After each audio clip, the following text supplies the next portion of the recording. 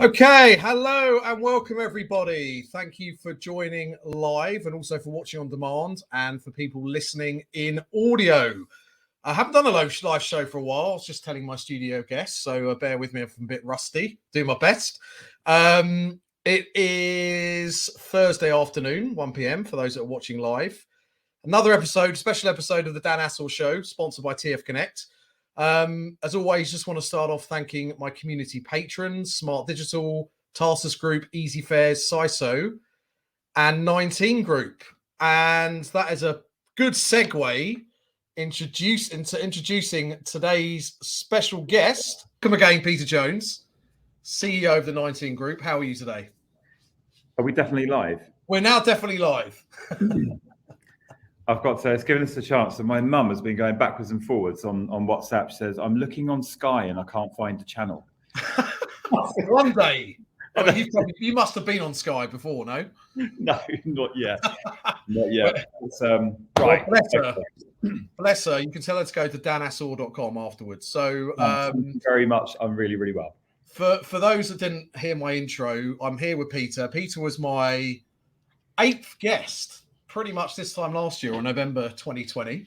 I've done a couple of hundred shows, so I thought it would be remiss of me not to get you back on, given all the developments over the last year. So, Peter, just quickly, for those that, and I'm sure that everyone does, but very, very quickly, if you can just give us a sense of who 19 Group are, and then I'm going to ask you about the year that was. So 19 Group is backed by Phoenix Equity Partners. We are an organizer of trade exhibitions, and we focus across the sectors of counterterrorism, security, safety, cyber, emergency response, those types of sectors. Home to the business is in Wimbledon, so we are the Wombles of Wimbledon. I'm in our HQ today, and it's a wonderful, wonderful place to be. And we're very grateful to be, events are back on. Here we are. Absolutely. So thank you for that. We're going to cover a range of topics. But before we get into sort of the details, some of the shows that you've just put on. So I spoke to you last November, and we were sort of predicting and what was going to happen in the future, and was it all going to be virtual and hybrid and all these sort of throwaway sort of new things that were coming on board. Sitting here now. Would you say that the last 12 months constituted a success for both the industry and 19 Group? So if I sort of showed you a video of the year that was going to happen this time last year, would you have taken that? Yeah. I mean, a success. I mean, the last couple of years, it's financially, Dan, to be honest, financially incredibly unsuccessful. Sure. This is the industry that the economists said has been hit the hardest. We just got closed. So we've had to forego, revenue in the tens of millions. So financially carrying those scars, but it's been more successful than I could possibly imagine in many ways, Dan. And it's, I think, mainly, and I'm going to try and find a word for this really, really carefully, because COVID has been, twofold. We've had the health crisis, which I'm not qualified to talk about on live TV. No background in the area. Yeah. And then we've got the economic crisis, which I feel slightly more qualified to talk about. So I'm going to approach it commercially. I think what COVID has done for the event sector in a very, very tough way has been a real proof to galvanize that what we do is absolutely incredible. Never, Dan, has this sector ever been tested in the way it has. Apart from the last 19 months, because never as human beings been forced apart as almost like an experiment to say, how valid are events as they have done now. Humans have been forced apart. Events now have been open for the last 2 or 3 months properly. Sure. And just like pub gardens and, holiday travel and going to the theatre and Christmas, people just need to be back together. So 19, all of the events that we run at 19 and all of the events we're seeing across LinkedIn, everyone's events, people have turned up, in force. Yeah. The last time I interviewed you, the lights went off as well. I think it's because you have these fancy sensor lights. We do. So that is sustainability, see? Not just about cost saving. It's about protecting the environment. So thank you for that. So in summary, there's definitely been some positives. Clearly, there have been some issues too. Your events that you've run in the last quarter, the last few months, bring those to life. So who they are, the markets they serve, and then we'll sort of talk about some of the key learnings. So we've got a series of events at the NEC, which opened the first week of September. There was 1,084 exhibitors. They're the ones, it's the NEC series that span security, fire, health and safety, facilities, and emergency response. And then at the end of September, we ran our International Security Expo and International Cyber Expo in Olympia. That's about 400 exhibitors. They're business-to-business shows, trade exhibitions. And they came back, Dan, with a really successful thump in terms of they were really, really busy, but they just had an element about them that was just something really different. And it's very hard to put a finger on like a metric to qualify what that was, but they were very different. They really were something quite special. So different in a good way. And I went to one of the security shows, and I think most people accept at the moment the shows might be smaller in terms of their blueprint. But there's a lot of noise on social media, and it's coming from organisers, and obviously they have a vested interest in saying this. So I'm interested in your opinion, that there might be fewer people on the ground, but more quality. Do you think that's true, or is that just something that people are saying? Yeah. And I know that going into opening the events back up from September, and there were some events around back in May, June, right? Sure. Pilots and stage 3 events or something. So from September was the first, events are back properly, big major scale events. And would people turn up? And many organisers jumped on the bandwagon, Dan, that in times even before COVID, if you run a show that's not going very well and it's quiet, your default as an organiser is to say, but the quality's been fantastic. And when I heard all of this, and I heard people saying they predict, numbers will be down, but, it will be about the quality, I did think, are we going back to our defaults, protective mechanism? Yeah. Were the numbers down? I mean, across the board, I think average 20 to 30% down. Yeah. And to try and swerve around this cliche, it really was about the quality. Those people turning up to make the effort to come there, to be, in a big hall, indoors, all of the events down with COVID passports to get in. Sure. So to go through that efforts, those people that were there were genuine buyers. And the feedback we had from our exhibitors was absolutely phenomenal, because the dwell time of the right people on the stands was a lot more. And I think it's frustrating sometimes. We all, lust as an organisers over these packed, busy aisles. And we all, just want to look at over the balcony down and just like Bournemouth. Yeah. The problem if you're an exhibitor is that if you're talking to someone who may or may not be an ultimate decision maker, you've got thousands of people going past and you're missing, potentially key customers. Look, all of the shows we ran in September, were all really busy. But certainly the quality was something that came up more than any other feedback. And I guess the proof's in the pudding, right, in terms of rebookings and obviously anecdotal evidence. And from what I've seen and what your team have posted, that definitely has been strong. We're really worried about the rebook. Yeah. For us, rebook's really critical. We rebook on average at the show 90% signed on the day for next year. And that gives us a whole year to focus on the development of the show, developing the content, building the bigger visitor universe. And nobody knew until we ran the events. First of all, would they run? Would visitors turn up? Sure. Is it going to work? Is there going to be a COVID outbreak? You're going to get shut down, at lunchtime on day one. But then for us critically, nobody knew what would happen with the rebooks. Would exhibitors actually re-sign? Because they'd also, Dan, been through a journey by this point of, 1, 2, 3 times the show's being postponed.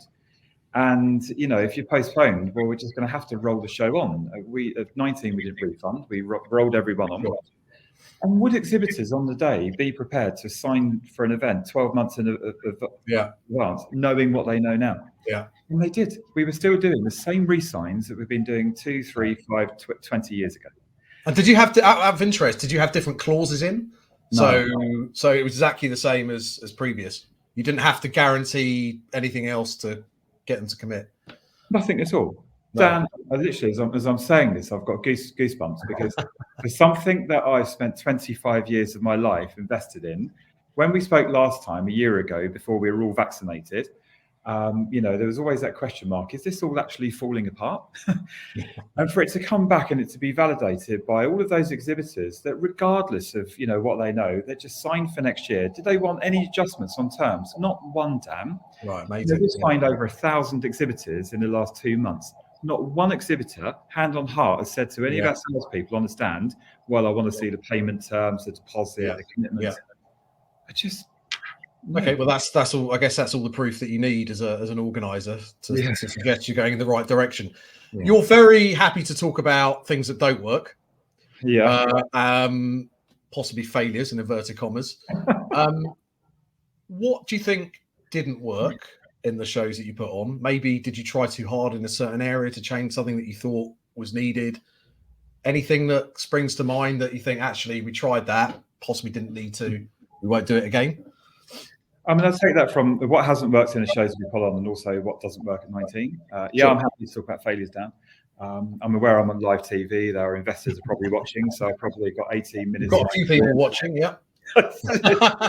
Here we go. What didn't work with the shows was mainly logistical, operationally. The supply chain for this sector are beyond incredible. Yeah. These people turned up, the creative hires, the show lights, the GESs, the Ops Nest gang, turned up to our shows like, kind of like 10, 20, 30 days straight, no sleep. The supply chain post-Brexit, they can't get the stuff. You can see behind the scenes that they were broken, Dan. I won't name him, but a managing director of one of the big show builders was behind the scenes with me in tears. Just broken. That's not because he was with you. It wasn't dealing with me. We paid our bill. Out on the show floor, those exhibitors and visitors wouldn't have been overly aware. Because the shows must go on. They did. They were great, but it was very stressful behind the scenes. But it couldn't have been anything but that. We had 2 years worth of shows were sandwiched into 1 quarter. So it's always going to be, as Alison Jackson calls it, the wacky races. It was always going to be that. Yeah. Business-wise, over the pandemic, we've also learnt. At 19 we embraced failure. So we always encourage all of our people to fail. Although fail is a big word, Dan. So when you say something, that's why I didn't want to say it. It's funny. It's a word that you don't want to bring out, because it's got negative connotations. But I think you like espouse the fact that it could be a positive. And then again, the cliches. You learn your biggest from lessons from failures. Let's not call it a fail for the purpose of this show. Let's call it a fall. We encourage people to fall, because just when I was, teaching my son to ride his bike, when he falls off, what do you do? Straight back on the bike. Yeah. Got to get back on the bike. That's how we learn. So we encourage people to fall over. And over the last couple of years here, even through the pandemic, and we've been growing really, really quickly, there's been several things at 19 we've done that have fallen over. From mild falling over to some howlers. We've been launching through the last 19 months. One of the areas where we've fallen over is one of the shows we tried to launch. We tried to launch it all remotely, and it hasn't worked. So we've centralized all of that back into 19. Still got that existing team that are all working on it because they're brilliant people, but the day-to-day running of it has been centralized back into 19. So that, for us, that kind of, all remote locations just didn't work. I think in terms of the culture of 19, not being clear enough when we're recruiting. So we're going through an incredible cultural development program, a journey with Tess Cope. I talk about her a lot on LinkedIn. She is extraordinary. So she's the guiding compass on our culture. We're now very much starting to embed our values and live those values, but we still need to be much, much clearer in the recruitment process of making sure somebody understands the cultural fit of the business. Sure. And because you talk about company culture a lot, I want to talk about this now, and then we'll come back and talk about next year. But why do you think it's important to have a company culture? And actually, what does that mean? So if you'd have asked me 4 or 5 years ago when I was running my own business, there was 6, 8 of us in a shed, about culture. I'm just going to be honest, Dan. I'd have probably just laughed. What culture? We just sell stands, deliver visitors, and go again next year. What we've realized that now we're growing 19. So over the last 12 months, we're growing from 30 to 60 people. Our vision, Dan, is to become the leading UK-based organizer. And I'm very open, we're very clear about that. I am aware that I rattle a lot of people on LinkedIn, and I'm really sorry. I'm just open and I'm transparent. That is the vision. That's what we want to do. Yeah. And the mission, the way in which we do that, Dan, is, we book venues, we sell hundreds, thousands in terms of the NEC stands, and we fill it with hopefully good quality visitors. We rebook and we go again. How does that make us any different to all of my counterparts, any other wonderful companies like Easy Fares and Clarion and Reed and the Montgomerys? How does that make us any different? It doesn't, because we all do the same thing. Yeah. The single defining, differentiating competitive advantage that you have as an organization is your culture. And it's taken some time, but we are getting there. And I've gone from 4 years ago I would have laughed to now it's over 50% of my day is spent on culture. Because by creating an environment, Dan, where people feel safe and they feel secure and they feel they're trusted and respected and they can speak up and they're a part of your journey and they can just be a better version of themselves, you end up, if you multiply all of that together, with a really powerful organization. You better at attracting talent and better at retaining talent. And it's talent that we need to deliver that long-term vision. Sure. And that's why for us, our culture is so critical. And we're going to come on to talent in a minute, but obviously it's quite thin on the ground as well in terms of recruiting. So if they're going to choose you over someone else, they need to understand you've got an ethos and it's authentic. I'm just going to show you a little clip that you posted on LinkedIn of one of your staff. Sorry, I had to do it, but I think it's an example and an illustration of what you mean. Afternoon, trading floor. Afternoon, everyone. How's everyone? All good? Good. Right, happy Friday, everyone. Oh, and let's call AJ, please. Afternoon, trading floor. Okay.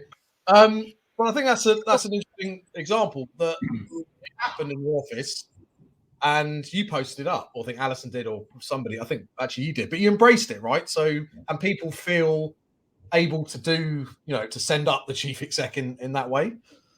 That's just a small example, I guess, of the culture you're trying to sort of put across. He posted that, and then I grabbed hold of it and shared it. But he posted that, I think it was mid-afternoon on a Friday. I'm not sure whether it's been down the pub. That's something else. It was mid-afternoon on a Friday, and I was in meetings, and it wasn't. I came out of meetings about 6 p.m. on a Friday, and I looked, and I just saw all this response from the WhatsApp group of 19, all laughing emojis, and I felt really bad. That's Ramon on that clip, by the way. He's an amazing colleague. And I felt really bad because I'd gone quiet for 3 hours, and I just thought, oh my God, is he sitting there thinking, oh Christ, what have I done? I have literally just ripped the pee out of the CEO publicly. So I reshared it. I, text him and the rest of the company just to say genius. Do you know what that did, Dan? That really embodied one of the values here is to speak up and have a voice and question the status quo, and to call people out. And we really encourage all of the people within 19 to call out other colleagues, their line managers, and me. And they do call me out. I get called out quite a lot because I get it wrong all the time, like every day. And they call me out, and it is so wonderful that you can have a culture where people can feel comfortable to call you out, rip the Mickey out of you without fear of retribution. So that for me was probably one of the most heartwarming things. I only brought it up because it was already out in in public domain. Before we go on, just to say, the people that are watching, if you have a question for Peter, feel free to put it in the comment section, and I'll try and bring it up. Do you think there's ever an occasion where you shouldn't say it like it is? Because just before this, you posted up, we're going to do a chat with Dan. You posted up a picture or a clip. This.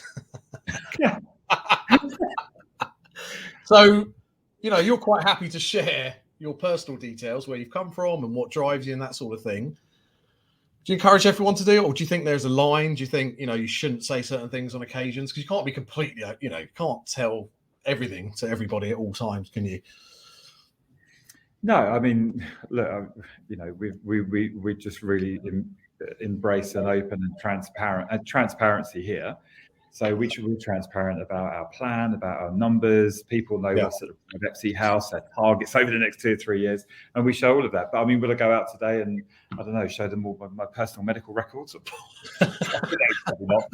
Not that they'd be interested. But ultimately, Dan, people buy into people before they buy into the products. There is no such thing, right? There's no such thing. And even my chairman, the genius Phil Saw, a few days ago, there simply isn't a thing as a successful exhibition, Dan. It's only the people behind it. That's all it is. It's people behind it. And when I look out here at some of the shows we run, which are amazing, it's the Tristan Normans, it's the Matt Bradleys, it's the Rachel Shattocks. Oh my God, I'm just going to make sure I haven't forgotten. And another howler. But it's those people behind it, the commitment, the passion, the drive that makes those shows what they are. Because we're a business about people, and people buy from people. So the more we can encourage people just to be open and honest. I hear far too much corporate nonsense. Well, that was my next question. How do you define corporate nonsense? Because you mentioned it a lot. Yeah, well, one, if you look at our 19 group website, so please don't do that, because we're going to rip it down really, really quickly. That was done 3 years ago. We haven't had time since to get back to it, but we are now to completely redo it. There's even on there's a word that says 19 is going to become a big corporate organizer. Corporate is going to be banned here. If anyone ever uses the word corporate in the board meeting with me, I'm off. I'm gone. So there are organizations, and I've worked in them because I've come from the big PLC background, 20 odd years ago. There's organizations where those meetings are very bureaucratic, they're very corporate. It's very much, it's a talk and a reliance and a focus on that bottom right hand corner of the spreadsheet, which is about policy, it's about governance. It's very corporate. And for us, we're a business about people. And I'm going to say something risky, because I suspect one of my investors probably is listening. I don't care about the profit in this business. I don't care. Heard it here first. Heard it here first. Obviously, we've got to make profit. I get that. I know what you mean, But if we get the culture of this business right, and we encourage everyone to be authentic and open, and then they become more trustworthy, and their customers start to trust them. And if our people feel happy, it naturally emanates out to our customers. If we get the culture of the business right, the EBITDA, the net profit of this business, will take care of itself. And in 2 or 3 years' time, we'll end up there somewhere, somewhere in the middle. I'm not that far, as long as it goes up. Gary Tyson, who is an ex-colleague and friend at Closer Still Media, he's a fantastic event director on the pharmacy show there, has asked you a question about how you strike the balance between implementing a new culture and keeping shareholders and private equity happy. And have the two conflicted at any point since your new vision, and how have you dealt with it? No. So a shareholder, the main one, so Phoenix Equity Backs, right? And there's probably many in the industry that will know. Kevin Keck is the senior partner of Phoenix Equity, one of the original founders. He sits on their board. He genuinely is a brilliant person. He was the one who funded Closer Still and Phil Saw in the early days. He knows this sector, very, very smart, and understands that a business is about people. And Kevin has been, every Friday we do a hangout. So every Friday lunchtime, 30 minutes, everyone in the group gets together. I mean, it's informal. We don't need to discuss business. It can be anything. What are you doing on Netflix on the weekend? But it's just everyone to keep that sense of unity. And Kevin's joined those calls before. And I've said in front of Kevin and all of the people in 19, I don't care about the profit. It will end up being what it will be. So you've got to be brave. So there's balancing shareholders, with implementing a culture. You've got to be really, really brave, because if you implement your culture and it's hard work and you're committed, then the profit will take care of itself, and you will end up with happy shareholders. But your vision, and we'll move on in a second, but just a quick question, because obviously I've been part of companies that have started 30, 60 and then gone on. We'll do a little dance with the lights. How do you do that when you get to 100 to 300 people, which I guess potentially is the aim? Is it still possible to have that or instill that sort of culture? I posted an image a few weeks ago of one of our cultural sessions. I think it was like about 50, 60 of us in the group. And it was a really amazing, really heartwarming morning where people are really just, bring their true reflections of 19 to that group and really, really encouraged to speak openly. And one of our questions to Tess, who leads all of that, one of the things that keeps me awake at night, Dan, is not what profit we'll make next year. It's actually as we grow, because we'll go from 60 to 100, 200, 500 people. My worry is how do we keep this culture in the business? And I'm actually going to ask Tess Cope to come back on this. She'll watch it on demand later and answer somewhere. Tess, how do you keep this level of culture in a business once we go past 100 people? I'll get Tess on the show and she can answer people's questions. Alison messaged that when you were name checking some of your staff, possibly mentioned David Holden and David Brown. This is a howler live. She said, "Don't forget them. Don't forget them." Anyway, moving swiftly on.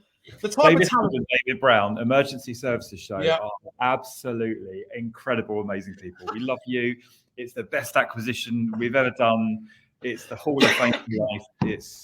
I'll splice that together in the last bit on the demand, so just seamlessly, sort of, moving on to talent, just briefly, and the people that you're hiring, have they changed in terms of the skill sets that you're looking for? Are they do they need more digital experience? I know it depends on the department, but in the round, have they changed since, say, maybe 2 years ago or last year, or the type of people you're looking for? Do you mean the type of people we're looking for? Well, the attributes, the skills, compared to previous. The skill sets. I'm not going to say that thing I've heard other people say that the business now moved on. We're pivoted to digital. We need more digital people in the business. You say it very well. You say it very well. Somebody said on a post a couple of days ago, they said, well, hang on a second, we get that, physical events are the future, but actually we feel the hybrid, digital and physical, work well together in hybrid. And I'm not normally too provocative on posts because it can ratchet and really go wrong. Sure, but I did reply to that one to actually say that physical, like in person, and digital, when you put them together, it's like peanut butter and marmalade. I love them both, but I wouldn't spread them on the same piece of toast. So yes, we're embracing digital. Yes, we're doing lots more digital. But for us, our knitting is still, big in-person physical events. When we're hiring, are we looking for a different type of person that understands digital? No. But I'll tell you, Dan, where we are looking. Or should I give this away live on TV? Well, you said you have to. You've opened Pandora's box now. You have to. Okay. All right. Yeah, let me give it away. Because I believe we've got a good enough culture to actually win those candidates when they come to 19. So what we are doing is looking outside of the event pool, because the event sector is small. It's intimate. Yeah. Dan, you turn up to all the awards in your very flashy suits and glasses. You've been to the awards. We are quite a small, intimate industry, and the pool of people, event talent, people that understand events, is very small. Yeah. And coming out of the pandemic, all of us, the Clarions, the Reeds, us, we're all fishing out of that small pool. So we are going to have to, if we're going to grow 19 into that vision, the North Star, the biggest, the leading, we're going to need hundreds more talented people, and they won't come from inside the event bar. Sure. So we have to fish outside. That's the change. The talent has to come up from outside. Yeah. And we're going to have to make 19 a seriously attractive organization for them to want to come and work here instead of Google or Apple. Good point. Obviously, I'm doing some work with TF Connect, and a lot of organizers tell me that. I'm not sure that everyone's doing that. The proof's in the pudding, because otherwise we're all going to be fishing in the same pond. I'm going to move on to next year, 2022, starting with 19. What's in the pipeline? I know you've got a launch of the manufacturing show. You're rebranding the facilities event to a workplace event. Talk to me about some of the fantastic stuff. Ed Trenter, Manufacturing Expo. Ed Trenter, he leads it. You missed another one. God. He's all right. He's long in the tooth. He doesn't need praise. He gets enough praise. So we launched that. That runs in June at the NEC. Extraordinary. The floor plan's filling up. It's got loads and loads of traction. That's looking really, really good. So what else have we done? So we've launched the International Cyber Expo. Yes. Alison will post in a minute the other stuff that I've forgotten. Retail tech. We got the retail show. Yeah, Retail Technology Show, which runs in April next year. Yeah. And there's other things that we're launching. We just tore up the facilities event. I saw that. Yeah. For many years, and that's turned into the workplace event. So to Maggie here and her team that have gone through that's superb. We're launching other stuff, Dan, and we're in the middle of 5 acquisitions. Wow. So not that all 5 will probably Sure. come up, but yeah, our growth is through continued launching organically. We've been growing at 100% organically year on year, and then more acquisitions. How do you decide on what sectors you go into? So originally it was synergistic to stay around, safety, security, emergency response, government stuff. But as we go on and 19 grows, we're going to have to go outside of our sectors. So I would say, so long as it needs to be trade, it needs to be trade shows. We don't do consumer, and trade shows in sensible sectors. We continue to launch and acquire in the UK, and it won't be long before we're looking overseas. Yeah, I was going to ask you about that because obviously you just said your stated mission was to be the biggest, best, probably both in the UK. But I guess that's not. There's that lots of messages coming through on your phone that I can hear. But that's not to say you're not going to look into Europe and further afield. No, Europe, Asia. We've run shows before in Asia Pacific. Would they be without giving stuff away? Is that more geo-cloning of what you've got already in the UK, or would they be potentially new sectors completely? I think they're both. I think it's a combination of geo-adapting is the latest. Sorry, geo-adapting. It's very rude to clone out culture elsewhere in the world. Yeah. So yeah, be a combination of geo-adapting and then also possibly through acquisition, starting to get a footprint overseas. Does Omicron worry you? You've got shows in April, and I think maybe before that. How concerned are you sitting here today on December the 2nd with the new variant? Well, I wrote a thing on last year in one of our darker moments, and I explained COVID like Space Mountain. You're totally in the black, getting tossed all over the place. You've got no idea where it's going next. I would have said up until 40 minutes ago that I'm not too worried because it would appear it's no more dangerous than Delta. And then about 10 minutes ago, got that wonderful pop-up on BBC News to say that, maybe it is more dangerous with latest data. I mean, oh my God, who knows? But what I do know is for us, it feels like the worst of the storm from a pandemic. The pandemic has served the worst it possibly could do to the live event world. And that's pulling us off the pitch, shutting us down, and letting the whole digital world just take shots at an open goal. And not one has gone in, Dan. Not one. And I know so many organisers that have blessed them, have invested hundreds of thousands of pounds into proper digital, trade show platforms. They do not work. That's not to say in the future technology might get better, but for now they don't work. And that was my worst fear, probably May last year, when I went through my little bit of a darker wobble for a couple of weeks, when I questioned the future, was, could digital actually take over or even part take over? So I think no. And look, what's the worst? So even if Omicron, what is? If you rearrange the letters, it stands for moronic. But anyway, that's. I think if you rearrange letters, it also stands for no crimbo. Yes, too much time on our hands. Or someone else has. Yeah. So what about so sitting here, if you grace me with your presence this time next year, what does success look like in 22? For 19 or for the event? For 19. Well, both. Let's start with 19. So for 19, probably growth, a bigger business. We're just expanding into our HQ here and taking another floor. So a bigger business, more people. So success here? I get more excited these days about watching people do well than I do about watching those that I run do well. You've become soft. I've become soft, yeah. So I get really excited. We've got, let me just do one quick name drop. I think I've got the main leaders now. Shannon sits out on our marketing team as marketing exec, and she's got her eyes on my job. Right. She asked in a recent hangout, what does it take to be a CEO? And That's brilliant. I could be interviewing Shannon this time next year. Yeah, absolutely. And I will step aside, and she's got it. So what really excites me is just watching people grow within the business. So creating that growth, that space, and we will always look to promote within, and creating the space and the opportunity for people to flourish within. That's a really good day for 19. Sure. And I think externally, it's just exhibitions continuing to come back and continuing to prove, Dan, that human beings, because we are social species, need to be together. And it's why we're all so scared about Christmas getting cancelled.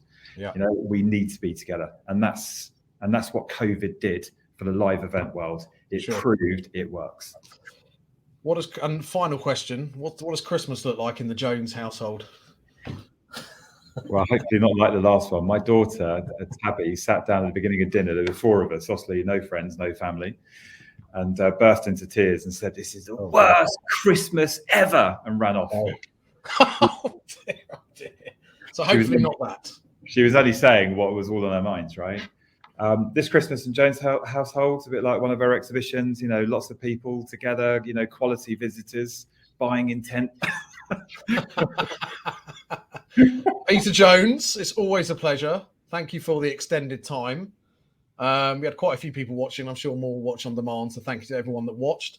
Stuart Gibbs, who put a comment in saying, stick to running events rather than dancing. Because I think you did a little dance when you were trying to turn the lights back on. So just hang around in the group. Census. They're the census. Oh, so you've done that before. You know how it works. Yeah. Peter, thank you so much. Always a pleasure and a privilege to talk to you. Just stay in the green room for 2 seconds. Thank you so much. Okay. All right. Thanks, Dan. Thanks, everyone. Okay, so that was Peter Jones, CEO of 19 Group. Thanks for watching, guys. And everyone watching on demand and listening in audio, check out all my shows at danasor.com. Happy Thursday.